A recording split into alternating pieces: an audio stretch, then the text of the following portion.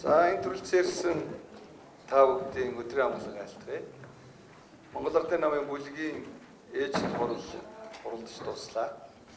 За өнөөдрийн бүлгийн хурлаар хоёр асуудал хэлэлцсэн. Нэгдүгээрт нь Монгол Улсын үндсэн хууль нэмэлт өөрчлөлт оруулах тухай асуудлыг хэлэлцсэн байгаа. За хоёрдугаарт нь энэ Монгол улс олон улсын мөнгө угаах, терроризмтай тэмцэх байгууллагын хяналтанд орсонтой холбоотой энэ цаг үеийн асуудалтай холбогдож бас бодит хүмүүсийн мэдээллийг сонссон ийм хоёр асуудал хэлцээ. За нэгдүгээр асуудлын тухайд би товчхон мэдээлье. Үндсэн хуулийн нэмэлт өөрчлөлтийн тухай асуудал бол 2019 оны 6 сарын 12-ноос хойш хэлцэж байгаа асуудал. Улсын их хурл 2 дугаар хэлэлцүүлгээ хийгээд дууссан. Ардын эдийн санал судалт оруулах тухай их хурлын шийдвэр гарсан. За энэ шийдвэрт ерөнхийлөгч хориг тавьсан, хоригийг хүлээж авсан. За энэтэй холбогдуулаад үндсэн хуулийн журмын тухай хуулинд өөрчлөлт оруулсан. За мөн дэгийн хуулинд өөрчлөлт оруулсан. За өнөөдөр Монгол Ардын намын бүлэг цаашд энэ үндсэн хуулийн нэмэлт өөрчлөлтийн асуудлаа яах вэ гэдгийг хэлэлцээд үндсэн хуулийг 3 дахь хэлэлцүүлэгт оруулах нь зүйтэй юм а гэж ингэж үзсэн. Тийм учраас бол энэ 7 хоногт энэ төрийн байгуулалтын байнгын орон нэгдсэн чуулганаар үндсэн хуулийн нэмэлт өөрчлөлтийн төслийг 3 дахь хэлэлцүүлэгт оруулах тогтоолын төсөл ороод бодлогдаад явах хаа гэж ингэж бодож байна. Явна. Тэгээ 3 дахь хэлэлцүүлэгт орсны дараа мэдээж нөгөө алсан намтай зөвшөлтсөж ярьж байгаа асуудал байгаа. Энэ асуудлыг бол 3 дахь хэлэлцүүлэгт одоо орох шийдвэр гарсны дараа зөвшөлтсөө үргэлжлээд ингээд 3 дахь хэлэлцүүлгээ хийгээд явна гэдэг дээр бол бүлгийн гишүүд тогтсон байж байгаа. Нэгдүгээр асуудал. За хоёрдугаарт нь бол энэ Монгол улс олон улсын мөнгө угаах, терроризмтай тэмцэх санхүүгийн байгууллагын хяналтанд орсон тухай асуудал байгаа. За өнгөрсөн 7 хоног бүтэн яригдсан. За бид нар бол энийг сарж ихсаалт гэж яриад байгаа. За энэ асуудлаар бол одоо Монгол банк санхүүгийн зохицуулах хороо, засгийн газар, холбогдох хүмүүсийн мэдээллийг Монгол Ардын намын бүлэг хэлэлцсэн байгаа. За энэ асуудалтай холбогдуулж бид бас өнөөдрийнхөө хэвлэлийнхэнтэй уулзж байгаа уулзалтын дээр засгийн газрын гишүүн, хууль зүйн дотоод хэргийн сайд, Нямдорч сайдыг, засгийн газрын гишүүн, сангийн сайд Хүрлбаатар, за Монгол банкны дэд ерөнхийлөгч Лавсүрэн, санхүүгийн зохицуулах хорооны дарга Аваасүрэн гэсэн хүмүүсийг бас та бүхэн дээр ажил хариуцж байгаа хүмүүсээ бас мэдээлэл өгөх зүйтэй юм аа гэж ингэж үзсэн юм аа. За ингээд энэ сарж ихсаалттай холбоотой асуудал төвч мэдээлэл өгнө. Тэгэхээр Монгол ерөнхийдөө өчтөр бол Монгол банк өөрийнхөө веб хуудсан дээр мэдээлэл гаргасан байгаа. За тэгээ мэдээлэлтэй холбогдуулаад энэ асуудалтай холбогдол би бас жоон тодорхой мэдээлэл өгье. Монгол улс бол мөнгө угаах терроризмтэй тэмцэх энэ олон улсын байгууллагад бол 2004 онд хэлсэн 2006 онд энэ мөнгө угаах терроризмыг тэмцэх анхныхаа хуулийг боловсруулах гаргаад ингээд хамтын ажиллагаа өргөнүүлээд явж байгаа. За хамгийн сүүлд энэ харилцан үнэлгээний баг буюу 9 хүний бүрэлдэхүүнтэй ийм баг Монгол улсын 2013-аас 16 оны үйл ажиллагаанд дээр үнэлгээ хийсэн. Тэгээ үнэлгээ хийгээд 2017 оны 5 сард бол энэ ФАТК буюу олон улсын энэ мөнгө угаах терроризмтэй тэмцэх байгууллагын хяналтанд бол оруулсан байгаа.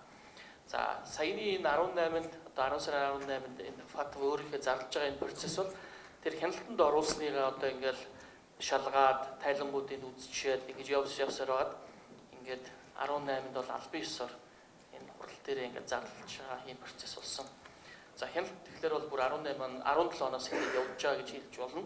За ерөнхийдөө бол нэг 4 үйл ажиллагаан дээр л одоо цаашдаа ажил хийх шаардлагатай байна гэдгээр энэ мэдээлэл гарсан байгаа. За тэгээд энэ мэдээлэлтэй холбогдуулаад бас олон улсын энэ байгууллага ФАТК байгууллага бол гишүүдтэй бас өөр мэдээлэл өгсөн байгаа. За энэ бол ФАТК-ийн хяналтанд орлоо. Гэхдээ энэ байгууллага энэ улсуудад бол аливаа нэг хориг арга хэмжээ авахыг бол гишүүн улсуудаас шаардахгүй. Энэтэй хамтын ажиллагаатай бол одоо ийм хяналтанд байгаа гэдгийг бол зүгээр харгалзан үзэж болно л гэсэн маягаар мэдээлэл өгсөн. Энэ учраас бол одоо олон нийтийн яриад байгаа тэр картын төлбөрт тооцоо ч юм уу олон улсын төлбөрт тооцоо зогсох, карт үйлчлэхгүй байх, Монгол улсад валютын урсгал орж ирэхгүй байх гэсэн ийм болгоомжтой бол байх хэрэггүй, ийм бол болгоомжтой байхгүй. За энийг бол юугаар хэлэх гээд байна гэхээр 2017 оны анхны хяналтанд орсноос хойш бол Монгол улстай харьцдаг байсан олон улсын банкуд бол харилцаагаа таслахын зогсоох нь бол эрсдлээгээ зогсоочсон. Одоо бол цөөхөн хэдэн банктай харилцаж байгаа. Энэ банкуд нөр төсөө зүгэн мэдж байгаа. хяналтанд байгаа гэдгээрээ үйл ажиллагаа явуулж байгаа учраас бол одоо энэ дээр нэмж дахиж эрсдэл гарахгүй гэж Монгол банк үзэж байгаа. Хоёрдугаар тэгвэл Монгол банкны мэдээлэл өшөөний зүйлийг дурдсан Монгол улсын эдийн засаг бол 6.7% өсөж байна. За олон улсын санхүүгийн байгууллага, Дэлхийн банк, валютын сайднаас бол энэ өсөлтийг бол нэг өөрчлөгдөхгүй байх гэж төлөвлөж байгаагаа угаасаа мэдээлж гисэн байгаа. Дээр нь энэ жилийн Монгол улсын төсөв бол ашигтай гарахаар ингээд төлөвтэй байна. Дээр нь манай худалдааны тэнцэл 1 тэрбум долларын ашигтай явж байгаа. Төлбөрийн тэнцэл маань энэ жил ашигтай гарч байгаа. Өмнөх жилүүдэд ардагдaltaй байсан бол ашигтай гарч байгаа. Монгол банкнд валютын нөөц нэмэгдэж байгаа зэрэг нь бол угаасаа эдийн засгт бол ямар нэг дөргөө үүсгэх ч юм уу, ямар нэг нөлөө үзүүлэхээр зүйл байхгүй. Ханшин дээр бол дарамт байхгүй гэдгийг бол илэрхийлж байгаа учраас бол ханш бол ямар нэг төгрөгийн ханш бол сулрах юм нөхцөл бүрдээгөө гэж харж байгаа. Ийм учраас бол одоо ингэж эми хоосон сандарч энэ валютын ханшин дээр дарамт үзүүлэхгүй байхыг бол олон нийтэд бас уриалсан байна. Тэгээ өнөөдрөөс эхлээд бол ерөнхийдөө Монгол банк бол 7 хоногт 2 удаа валютын дуудлага худалдаа хийдэг учраас бол угаасаа эрэлт нийлүүлэлт нь чөлөөтэй явж байгаа. Тэр ямааг ойлгож байна. Энэ асуудлыг улс төржүүлэх муу ажил хийгдэж байгаа учраас бас тодорхой ганц зүйл хэлье гэж бодсон юм. 16 онд тэр 13-аас 16 оны хоорондох санхүүгийн байдлын талаар үнэлгээ хийсэн. Энэ үнэлгээ хийх үед нэг тодын тухай хууль гэж 15 оны 8 сарын 6-нд баталсан хууль байгаа. Тэр хуулийн дараа Монголын хөрөнгийн хэмжээ 34.80-аар нэмэгдэж байснаас 150%-аар нэмэгдсэн. Ийм сэжигтэй хууль батлагдаж сэжигтэй хөрөнгийн хөдөлгөөн хийгдсэн учраас энэ шалгалтанд хамрагдсан төвөгтэй юм. Ил тодын хууль 15 оны 1 сард орж ирж нэг удаа бутсан. Дараа нь 15 оны наадмын үеэр тэр үед эрх барьжаасан арчилсан ном Монгол Ардын хувьсгал намын хооронд тодорхой уулзалтууд болж хоёр хууль хүчээр баталсан. Нэг нь ил тодын хууль байсан, нэг нь өршөөлийн хууль байсан. Тэр өршөөлийн хуульд аюулгал албан тушаалын гэмт хэрэгтэн хамруулахгүй гэж элбэг дорж хориг тавьж ерөнхийлөгч байхдаа би тэр хоргийг дэмжиж байсан. Түүхийг та нар мартаагүй байх гэж бодож байна. Ингэж хууль гаргаж хуулийн дараа Монголд хөрөнгийн хэмжээ 150%-аар нэмэгдсэн нь мэдээж хэрэг гадны байгууллагад сэжиг төрж таарна. Ингээд тэр 16 оны сүүлчээр энэ ПАВТ-ийн ажлын хэсгийн бүрэлдэхүүн дээр ажиллаад Монгол улсад үнэлгээ хийсэн. Үнэлгээнийхээ тайланг 17-ны 5 сар хавьд байна гаргасан. 40 зөвлөмж өгсөн. Тэр 40 зөвлөмжийг хэрэгжүүлэх чиглэлээр засгийн газар ажиллаад 4-5 асуудлаас бусдыг биелүүлсэн гэдэг дүгнэлтэнд хүрсэн. Хамгийн сүүлд 19 оны 10 сарын 11-нд энэ Азийн хамтарсан бүлэг гэж байдаг. Энэ бүлгийн дараагаас нь надад захидал ирсэн. Энэ захидалтаа бол Монгол улсыг эрчимтэй хяналтанд байлгахыг зогсоож өргөдгсөн хяналтанд байлгах ийм төлөвт оруулаа гэж. Тэр нь бол хяналтын зэрэглэл жаахан зөөлөрч байна гэсэн үг. Ийм захидал ирүүлсэн 19 оны 10 сарын 11-нд. Өөрөөр хэлбэл хяналтын зэрэглэлийг бууруулсан. Тэгээд үлдсэн асуудлаар нь сая Парист тэр үргэлжилсэн орлон болоод энэ саяын тэр саарл жагсаалтанд улсын нэр оруулах юм ажиллагаа хийгдсэн. Энэ бол 11-ээс 3-аас 16 оны хооронд болсон үйл явдлын үр дүн ингэж гарч байна гэсэн үг. Эдийг та бүхэнд хэлье. За энэ 4-5 асуудал гээд байгаа дотор бол мөнгө угаахтай тэмцэх асуудлаар шүүх шийдвэр гаргахгүй байна гэсэн нэг гол асуудал. Хоёр дахь нь бол хөрөнгө хураагдахгүй байна гэсэн хуулийн байгууллагатай холбоотой ийм хоёр асуудал тэрэн дотор бий гэдгийг бас хэрэгтэй гэж бодож байна. Би та бүхэнд ийм мэдээлэл өгье. Зүгээр энэ цэвэр эдийн засгийн хувьд бол хоригд орсон, гязгаарл тавьсан юм одоохондоо байхгүй. Энэ дурдсан ажлуудыг хийгээд дуусгачих юм бол ойрын хугацаанд хоригоос буцаа гарчих бололцоо байгаа. Хоёр ажил нь бол хийгдсэн, нэг нь бол мөнгө хуваахтад эмзгийн шинэ хуулийг сая хурлаар баталсан. Тэрэн дотор энэ үнэт эдлийн аймагтай холбоотой нэг шаардлага байгаа. Тэр хяналт дорх ажил хийгдэнэ. За гадаадын ажиллах хүчний асуудал энэ дотор байгаа. Тэр терроризм гэдэгтэй холбогдуулж 2000 төгрөгийн асуудал байсан. Энэ 11 сард ерөнхийдөө бол энэ асуудал шийдэгдэж дуусна. Ингээд энэ тавьж байгаа дөрвөн шаардлагаас нь хоёрыг ерөнхийдөө шийдвэрлээд дуусгах тэгээд холбогдох байгууллагуудад энэ мэдээлэл өгнө гэдгийг би та бүхэнд хэлье. Миний өгөх мэдээлэл юм байна. Хуулийн нэмэлт өөрчлөлтийн төсөлдөх тодорхой заалтуудыг хасах гэдэг юм уу, шинээр заалт нэмэх асуудал зөвшөлтслийн ажлын хэсгийн хүрээнд тодорхой яригдсан уу? За ардсан намын зөвлөлтөө зөвшөлтслийг үргэлжлүүлэх ажил 3 дугаар хэлэлцүүлгийн дараа хийгдснээр дэгийн хувьд ямар нэг зөрчил үүсэх биш үү? Наана нь 2 дугаар хэлэлцүүлэхээр тогтсон төслийг одоо задлах гэдэг юм уу, нэмж хасах асуудал яригдчихэж одоо зөвшөлтслийн хүрээнд асуудал хөндөгдөх, өөрчлөгдөх асуудал гарах юм уу? Энийг одоо дэгийн хувьд бол ямар байдлаар яаж авч үзэж байна? За тэгэхээр ер нь бол 2 дугаар хэлэлцүүлэг дууссан. Одоо зөвхөн 3 дугаар хэлэлцүүлэг явна. За 2 дугаар хэлэлцүүлэг дээр одоо бос 57 гишүүний дэмжлэг авсан 35 санал бий. Энэ саналыг огт хүндэхгүй. Одоо үл зөвшөлтслийн хүрээнд ярьж байгаа 3 саналын тухай ярина гэж байгаа. За сая үндсэн хууль нэмэлт өөрчлөлт оруулах журмын тухай хууль, дэгийн тухай хуулинд оруулчихсан. 3 дугаар хэлэлцүүлэг хийж байгаа тохиолдолд 2 дугаар хэлэлцүүлгээр унсан зарим нэгэн саналыг гишүүдийн 3/2-оор босгож болохоор оруулсан байгаа. Тийм учраас үнэхээр зөвшөлтсөл яваад энэ одоо үр дүнд хүрээд энэ асуудлыг оруулъя гэх юм бол 3 дугаар хэлэлцүүлэгт орох хуулийн гарц бол сая нэгдсэн байж байгаа. Тэгээ тийм учраас бол 3 дугаар хэлэлцүүлгийг явцад бол энэ асуудал хэрэгтээд явнаа гэж ингэж ойлгож байна. Яндар сайдаас тодруулъя. Та бол нөгөө мөнгө хуваах терроризмтэй тэмцэх үндэсний хорог тэргүүлдэг. Сая хууль гаргана гэд саяны таны хоёр дурдсан хоёр асуудал зэгслэгдэх хууль гарснаар зэгслэгдэнэ гэж би ойлголоо л да. Яг энээс өмнө одоо яг тэр мөнгө хуваах терроризмтэй болоод тэр хөрөнгө хураах асуудлыг шийдвэрлэх боломж байсан уу? Хөрөнгө хураах асуудлыг засгийн газар шийддэг үлээ. Чи хуулийн байгууллага үйл ажиллагаа явуулаад тодорхой хэрэг тодорхой хүн дээр нээж шалгаад шүүхээр шийтгэхэд тэгээд гэмбуруута гэдэг энэ шүүг нотолж чадах юм бол тэр хэрэгтэй холбоотой хөрөнгийг хураах асуудал байдаг. Би 3 жилийн өмнөөс хойш энэ Эрдэнэт тойрсон худалдаа хөгжлийн банк тойрсон асуудлыг яриад байсангүй шүү дээ. Энэний цаана энэ юмчил харагдаад байсан учраас яриад байсан юм шүү дээ.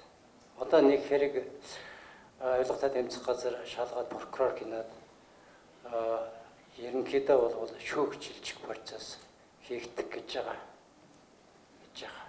Энэ хэргийн шийдвэр яаж гарахыг засгийн газар хуулийн сайд мэдэхгүй л дээ. Энэ хэргийн асуудал. Ер нь бол Монголын энэ банк санхүүгийн салбарт асуудал байгаа нь бол бодиттой асуудал. Энэ миний хийгээд байсан юмны учир шалтгаан энэ л юм шүү дээ. Тэр Эрдэнэтийн 49 сая хөдөлтөж авахад хуурамч гэрээгээр гаргасан 400 сая доллараас эхлэв. Би ингэж л хэлье. Энэ зөвлөмжүүд дотроос хоёр юмыг засгийн газар биш шүүг хуулийн байгууллага шийдвэрлэх ёстой. Нэг нь тэр хүн шийдэхаагүй байна гэдэг юм. Энэ мөнгө хуваах хэрэг. Энэ асуудлыг болвол шалгадаг газар нь шалгаад ер нь мөнгө хуваахтай асуудлыг холбогдсон асуудлыг шалгадаг гол газар нь бол манай тагнуулын байгууллага. Монгол банкнд мөнгө хуваахтай тэмцэх алба гэж алба байдаг. Тэр алба 20 саяас дээш төгрөгийн гүйлгээг хяндаг. Сэжигтэй гүйлгээ гэсэн үг. Хянаад хууль бус мөнгө хуваахын шинжтэй гэж үзэх юм бол тэр мэдээлэл тагнуулд өгөх хэрэгтэй хуулиараа. Тагнуул тэрийг авч үзээд тэгээд хэргийн шинжтэй гэж үзэх юм бол прокуратураа яриад хэрэг үүсгэж цаашаа шалгах ёстой. Энэ асуудал дээр туйлын хойр хандаж байгаа гэж би л сүүлийн 3 жил ярьсан. Та нар ажлаа хийхгүй байна гэж. Маш хүн нөхцөлийн дунд энэ эрдэнэтэй төвчээсийн хувьтай холбоотой хэрэг жишээ шалгагдаж байгаа. Хөрөнгө хураах ялын тухайд бол дахиад жуухан шийдвэрлэдэг асуудал. Тэгвэл хамаа намаагүй хөрөнгө хураадаг. Гэмт хэргийн замаар болсон, мөнгөгаахын чиглэлээр болсон хөрөнгө байна гэдгийг шүүх нотолж чадах юм бол тэр мөнгө угаасан хэмжээгээр нь тэрэнд оролцсон хэмжээгээр нь хөрөнгөний хураадаг ийм хуультай. Энэ ажлыг хуулийн байгууллага хөшин ойрох гэж байгаа нь үнэн. Энэ асуултанд хариулдаг хамгийн гол байгууллага бол прокурор, тэгээ шалгадаг, цагдаа, тагнуул, авилгатай тэмцэх, шийдвэрлэдэг шүүх гэдэг ийм 5 хуулийн байгууллага байна. Эднэртэй холбоотой асуудал. Би энэ асуудалтай холбогдуулсан асуултанд хариуллаа. Хууль эрх зүйн орчин яг одоо хангалттай хэмжээнд байгаа гэж та үзэж байна. Сүүл гэхэд одоо хөрөнгө хурааж чадаагүй гэдэг жишээ нөгөө зам тээврийн яамд ажилласан онон гэдэг хүн хууль хугацаагаараа дууссан. Тэгээд хөрөнгөний хураах боломжгүй болсон гэсэн юм мэдээлэл яваад байгаа шүү. Тодорхой хэргийн тухайд бол тэр хэрэг доторх зүйл ангилд нарийн юм өсөж ажил тийм үг гэдэг үг хэлнэ шүү дээ. Сүүлийн үед ажиглагдж байгаа асуудал бол тодорхой улс төрийн зорилгоор наад дэслэл ярианууд чинь зөндөө гаргаж байгаа. Ер нь намайг энэ хөнгөлц хугацаа ял өнгөрөөсөн гэдэг асуудал би бүгд нь хариулж. Би 2002-аас 3 оны хооронд хуулийн байгууллагын мөрдөдөг 10 хууль батлуулсан. Эрүүгийн хуулиас эхлээд иргэний хуулиас эхлээд 10 хууль шүү. Энэ 2002 оны эрүүгийн хуулийг шорондсон хууль гэж шүүмжилсээр байгаад 15 онд Тэмүжин хуулийн сайд байхдаа одоогийн эрүүгийн хуулийг батлуулсан. Ялын багасгасан, хөрөнгө хэлц хугацааг нь багасгасан. Дааж гаргасан хуулиудаар. Ингээд жишээ нь 15 жилийн хөрөнгө хэлц хугацаатай байсан зүйлийг 12 болгоод 5 байсныг 3 болгоод 25 жил байсныг 20 болгоод багасгах гэсэн. Энээс үүдэлтэй юмнаад хөрөнгө хэлц хугацаа элдв юм яриад байгаа чинь. Тэгээд дараа нь 17 он дээр байсан шийдэх хуулиудыг батлах үедээ дахиад энэ асуудлыг үүсгэсэн. Тэр чинь үндс нь эрүүгийн хуулиас л шалтгаалд. Эрүүгийн хууль дээр хөрөнгө хэлц хугацаа хүнд хэрэг онц хүндгсэн ангил байсан тэрийг байхгүй болгосон. Хүндгсэн ангил байсан тэрийг байхгүй болгосон. Хүнд хэргийн хөрөнгө хэлц хугацаа 20 жил байсан. Онц хүндийг 25 жил байсан. Тэрийг багасгаж ичсэн байхгүй эрүүгийн хуулиас. Хэргийн ангиллыг байхгүй болгож юм. Тэгээ одоо бол эндээ зүгээр л улс төр хийж байгаа. Зүгээр хуулийн өөрчлөлтөд холбогдлолтой саналуудыг уурсан ойрын үед их хурал хэлэлцэж шийдвэрлэх байх. Ийм л хариулт хэлье. Өөр юм байна. Хууль эрх зүйн орчныг Хууль эрх зүйн орчин бол хангалттай байгаа. Тэгэхдээ би бодлогоор хөнгөрүүлсэн гэдгийг түрүү хэлсэн шүү. 2002 оны эрүүгийн хууль бол их газрын буюу Германы системээр батлагдсан хэргийн ангиллалтаа хаашаач ял хийсэн бол булцаж чадхааргүй тийм хуулиуд байсан. Германы том эрдэмтэд ирж хамгийн сүүлчийн хуулбар дээр нь ажилласан юм хууль байсан. Энэ хуулийг байхгүй болгосноос тэгээд тэр 15 оны эрүүгийн хуулийг баталж хэргийн ангилал гэдэг юмыг байхгүй болгосноос хэд ял хөнгөрүүлэх гэж оролдсноос энэ юм чинь тэр шорондсон хууль гисаар байгаад баталснаас үүдэлтэй юм аа. Би тэр үед 5-6 хууль гишүүн дагуулж хаад их хурлын дарга зандаа хөгийн нэг болд дээр орж бослог гаргаж яасан хүн шүү дээ. Тэрнээс хойш ийм балагтай хууль батлах чинь би оролцохгүйгээд тэр эрүүгийн хуулиудыг батлах бүх юмнаас чинь би хол байсан хүн шүү дээ. Хожим нь би ял өрөхгүй гэж хэлээд би гарч ирсэн. Ийм шалтгаантай юм наадах чинь. Одоогийн энэ эрүүгийн хуулийг бүхэлд нь өөрчлөх төслийг би дахиад боловсруулгээд яамдаа өөргө өгч гсэн байна. эрүүгийн хууль дайны хуулийг боловсруулахад наад зах нь жил 6 сар. Дахиад санал авахд жил. Ийм байд. Одоо энэ мөрдөж байгаа 15 оны эрүүгийн хуулийг өөрчилчих гэхээр үндсэн суурь нь буруу тавигдчихсан учраас өөрчлөлт хийж болохгүй байна. Жишээ нь хэргийн ангилал гэдэг юм яринки ангид нуруулаад хүнд гээд ангилахад тусгай ангийн бүх зүйл залтад нь өөрчлөлт орд юм аа. Жишээ нь энэ дотор хаанч байдгүй тооцооны нэгж гэдэг заалд оруулсан эрүүгийн хуулинд. Тооцооны нэгж гэдэг юм дэлхийд байдгүй гэдгийг тэр үед хэлээд аваагүй. Сая манайхны саарл жагсаалтын уралд очсон чинь хош тооцооны нэгж гэж юу байд юм гээд тэр олон улсын банк санхүүгийн байгууллагын хүмүүс гайхаад асуугаад ерөөс учрыг олохгүй байна, ойлгохгүй байна гэж манайхан ирсэн шүү. Төвсрөн дараагаас тодруулъя. Үндсэн хуулийн нэмэлт өөрчлөлтийн төслийн хэлцүүлгийн явцад ямар 3 тодорхой санал дээр бас зөвшөлдсөх хийж ярилцсан гэсэн үг үү? Ардс намын зөвлөлийн зүгээс өмнө одоо мэдэгдэжсэн 3 санал гэсэн үг үү? Ерөнхийлөгчийн зүгээс тодорхой саналыг бас тавьж байгаа юм. За ардс намын 3 санал дээр л ярина гэж байгаа. Нэгдүгээр нь парламентаас ерөнхийлөгчийг сонгох, хоёр дахь нь ерөнхий сайд танхим бүрдүүлэх, гурав дахь нь сонгуулийн хожим тогтолцоо гэсэн ийм л 3 саналыг ардс нам тавьж байгаа. За энэ дээр л ярилцах зөвшөлтсөг ажлууд явж байгаа. За энэ банкны өөрийн хөрөнгийг нэмэгдүүлэх ажиллагаа нь 2017 оноос эхэлсэн. 2017 онд олон улсын нөгөө Европын төв банкны активын чанарын үнэлгээ гэдэг үнэлгээ хийгээд үнэлгээний үр дүн 18 оны дундуур гарсан. 18 оны дундуур нийт банкны систем 500 тэрбум төгрөгийн өөр нэмэлт шаардлагатай байна. Хэвийн одоо эдийн засгийн дэмжих үйл ажиллагаа явуулахад нь байна. Тэгээд 18 оныг төгсгөл хүртэл үүрэг өгөөд 18 оны төгсгөлд бол банкуд тодорхой хэмжээний өрөнд нэмэгдүүлсэн байгаа. Нэмэгдүүлсэн өөрийн хөрөнгийг нь олон улсын валютын сангаас энийг шалгая. Их усүр нь ямар их усүр юм бэ? Энд дипломат бүртгэлийн хоосон бичсэн юм уу? Эсвэл аль нэг гадны улсаас одоо ингээд энэ зорилго тодорхойгүй ч юм уу одоо мөнгө авах хэлбэрээр мөнгө орж ирсэн байж магадгүй гэдгээр үнэлгээ хийлгэх гэсэн. Энэ үнэлгээнийх нь одоо юугаар Америкийн нэгдсэн улсын Duff & Phillips гэдэг аудитын компанийг сонгоод үнэлгээг энэ Монгол банк үнэлгээхдээ энэндээ хамт зөвлөгөө авах маягаар сонгож ажилласан. Тэгээ энэний дүн бол ерөөхдөө гарсан. Одоо олон улсын валютын сантай одоо Монгол банкны төлөөлөгч нар уулзалт хийж байгаа. Энэ уулзалтаараа энэ одоо өөрийн хөрөнгөнд нэмэгдүүлсэн их усүр нь өөрөө энийг өөрийн хөрөнгөнд тооцох юм уу эсвэл тооцохгүй байх юм уу? Тооцохгүй байх юм бол дахиад нөгөө 18 оны дөөр хөрөнгөнд дутагдaltaж хэвээрээ байх учраас дахиад одоо цаг хугацаа өгөх юм уу эсвэл банкны тухай хуулиар явах юм уу эсвэл банкны салбарыг доктортой айлыг хамгаалах хуулиар явах юм. Энэ олон хуулийн аль нэгээр явах гэдэг дээр бас одоо хэрэгжүүлэх арга хэмжээнд дээр бас тохиролцож байгаа. Тэгэхээр одоо валютын сангаас уулзлынхаа дараа ирээд энэ нь бол тодорхой болно гэж хэлж байна. Мэнд хүргье. За Монгол улс энэ ФАТ буюу мөнгө угаах терроризмын эсрэг байгууллагаас гаргадаг одоо саарл жагсаалтанд бол орсон. Тэгэхээр бидний өмнө одоо юунаас болоод арга гэдэг юм нэлээд л олон талаас иргэдэж байна.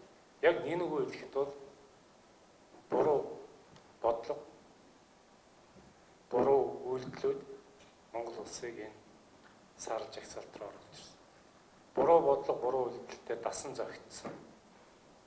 Үүнтэйгээ нийцж одоо тайван амьдардаг болсон. Засах ямар нэгэн арга хэмжээ авахгүй явсаар байгаад өнөөдөр энэ байдалд бол орсон. Хамгийн том гол нөлөө үзүүлсэн сая нэмдор сайд хэлж байна. Энэ их тодын хууль. Тэгэхээр одоо бид нэр цаашдаа яах вэ гэдэг ийм л асуудал. Тэгэхээр бас нэг хэлэхэд та бүдтэй хэлэхэд бол өнгөрсөн хугацаанд Монгол улсын нэг эдийн засгийн дархлааг бий болгох ажлыг бол нэлээд сайн хийгдсэн. Нэгдүгээр Монгол улсын валютын нөөц өнөөдөр 3.8 тэрбум Америк доллар байна. 1 тэрбум доллар байсан үе бол 2 гаруй жилийн өмнө. Өнөөдөр 3.8 тэрбум доллартай байна.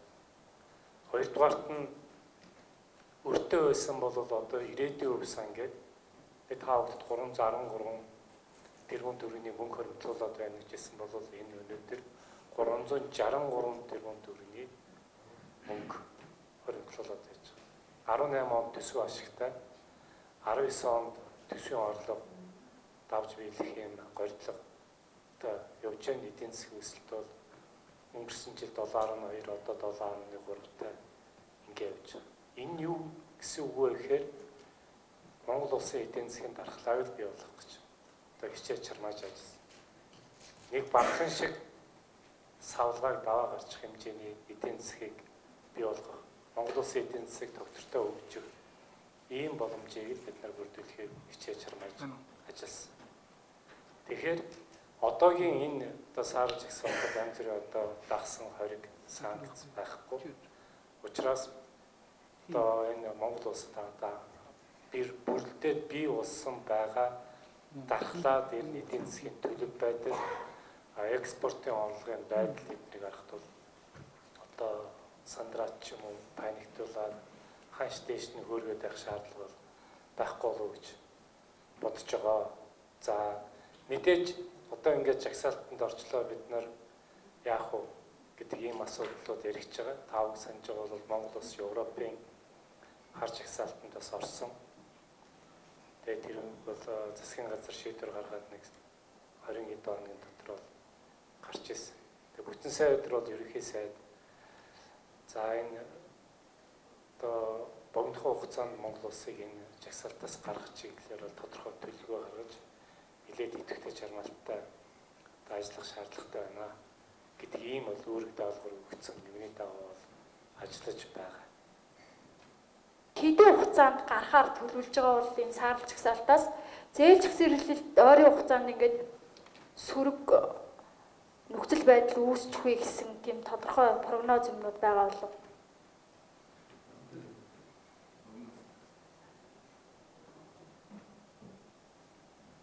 За яг өнөөдрийн байдлаар бид нар Монгол улсын засгийн газрын 4 бонд бол арилжаалагддаг. Bloomberg дээр гаргасан мэдээллийг та бүгдээрээ одоо харж байгаа. За энэ дээр бол манай бондуудын үнэ анш дээр хөдлөн ороогүй хэвэндээ байж.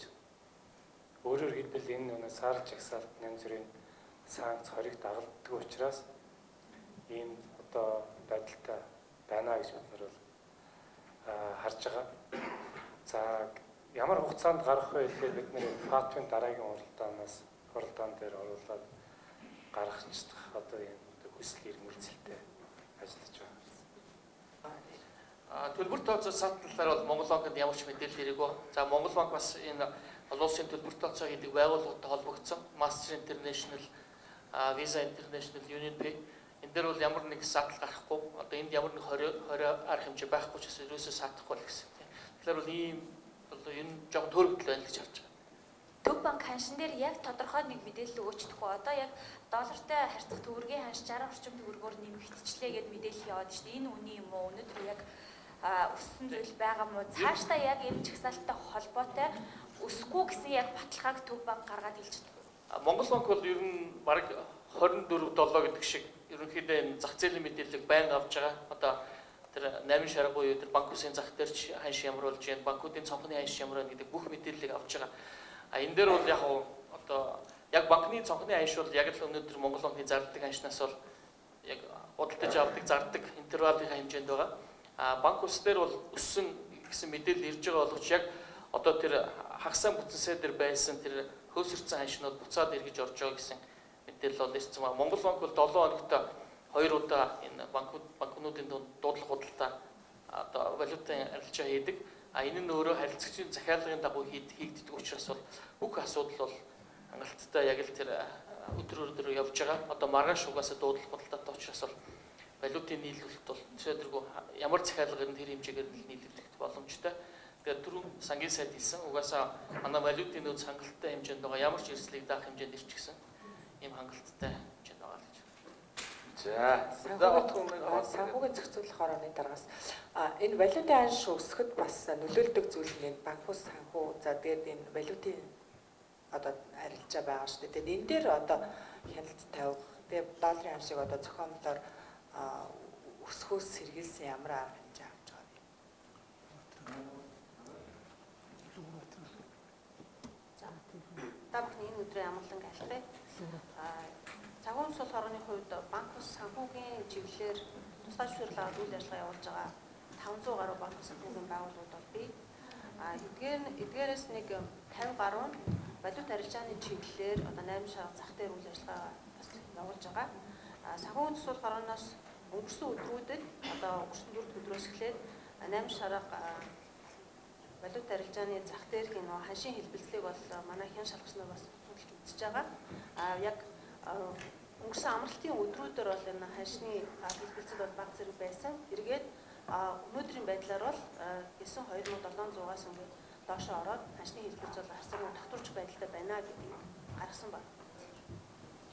Ер нь манай улсын хувьд бол 2013-аас 16 онд одоо ФАТАс авсан өөрсдийнхөө зөвлөмжийг хэрэгжүүлэх чиглэлээр үйл ажиллагааны үнэлгээг 2017 онд хийгээд энэ дээр бол төдийлөн хангалттай сайн биш байна гэж үнэлжсэн бол 2019 оны одоо 8-9 сарын байдлаар үнэлгээ бол ФАТ-ийн одоо гишүүн болон энд үнэлгээ хийж байгаа улсуудын хувьд маш их хурдцтай дэвшилтэд гарсан ийм улсуудын жагсаалаад орсон гэдгийг бас онцолж хэлмээр байгаа. Юу гэхээр хэдийгээр одоо эрчимтэй ажиглалтын одоо бүсэд байсан ч гэсэн олон нийтийн дунд байгаа зарим нэг одоо саарл жагсаалтад ороод асуудлыг хүндэрлээ гэдэг байдлаасаа илүүгээр энэ нөхцөл байдал бол 11-ээс 13 онд бол манайх байсан. Тийм учраас энд одоо асуудлыг тэгж хэд их дэвэргэх ч юм уу эргээд энэ дотроос ашиг хонжоо ирэл хийх гэсэн зохицуулалтаа болон зохицуулалтаа бус энэ санхүүгийн зах зээл дээр үйл ажиллагаа явуулж байгаа энэ хүмүүсүүдэд бол тодорхой хэмжээгээр зөвлөмж гаргаж дараагаар үлдэн ажлыг зохион байгуулах болно гэдэг зүйлээр байна. Аль болохоор хурдан гарах хэрэгтэй гэж байна. Тийм учраас засгийн газрыг төлөвлөгөө гаргах маш хурдан гаргах ийм ажлыг хий гэж байгаа. Нэг сард одоо дараагийн хурал болно гэж байна. Тэрний дараагийн 6 сард болно гэж байна. Тэгээ засгийн газар бол энэ дээр төлөвлөгөө гаргаад аль болохоор хурдтай явнаа гэж